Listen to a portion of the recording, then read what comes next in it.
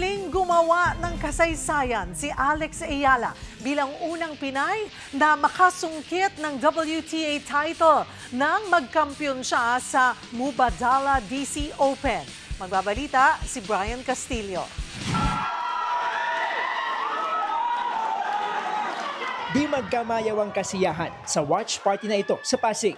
Nang sa wakas, itanghal na kampiyon ang Pinay tennis star na si Alex Ayala sa Mubadala DC Open.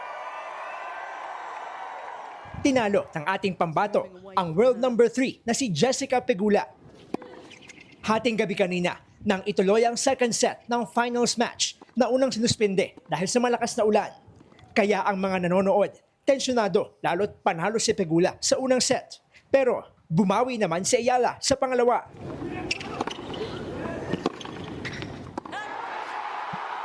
A second break. Sa final set, hindi na pinaporma ng Pinay tennis star ang kalaban.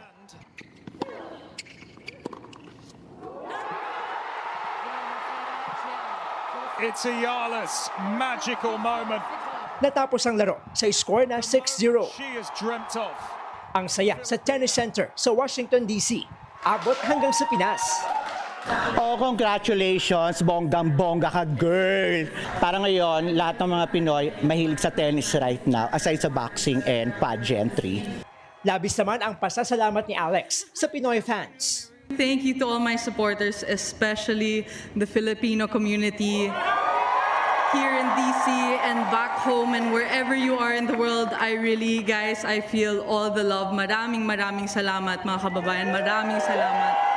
Bumuhos din ang pagbati sa panibagong achievement ni Alex.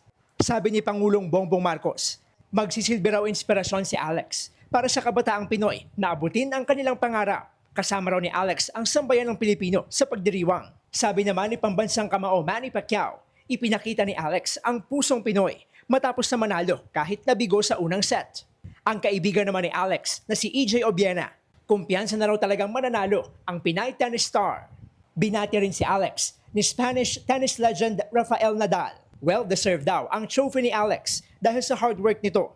Sa Rafa Nadal Academy, nag-train si Alex bago siya gumawa ng pangalan sa professional tennis. Bago magwagi, ilan sa kanyang bigating mga pinataob sa Mubadala DC Open ay sina 2024 Olympic champion Zheng Qinwen, 2025 DC Open champion Leylah Fernandez, world number 10 Elina Svitolina, at 4-time Grand Slam champion Naomi Osaka. Hey everyone! Oh my God, I won! It's my first WTA title. Thank you so much for the support and I'll see you again soon. He's in tricky circumstances. Kapatid, para sa 1PH, Brian Castillo, News 5.